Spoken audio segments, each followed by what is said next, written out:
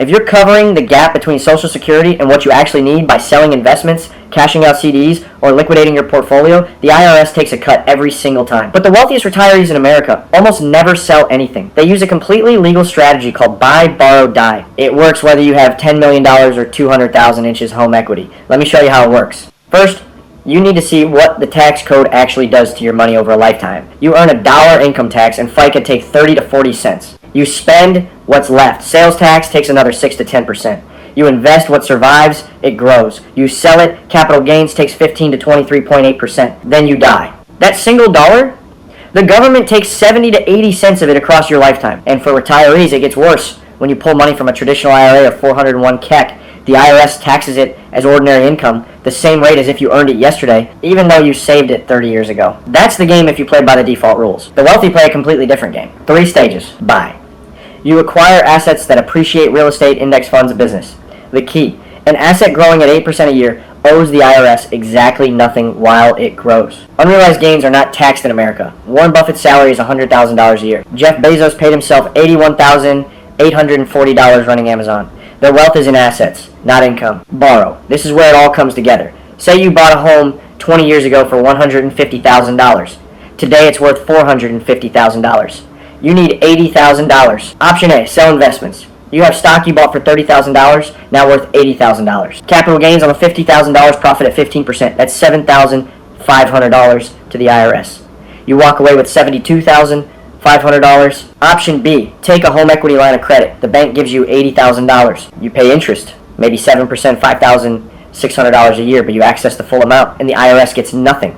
Because a loan is not income. Your house is still there, still appreciating.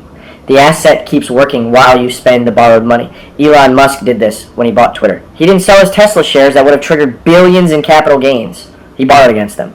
Tax on those loans? Zero. A retiree with $300,000 in home equity can do the exact same thing. The numbers are different. The strategy is identical. Die.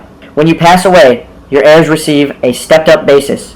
The IRS resets the cost of every asset to its value on the date of your death. You bought stock for $50,000. By the time you die, it's worth $500,000. If you had sold it, you'd owe $67,500 in capital gains. But your heirs inherit it at $500,000. If they sell the next day, the gain is zero. The tax is zero. $450,000 in gains vanished. The debt gets paid from the estate. The remaining assets, with a fresh cost basis, pass to your family tax-free.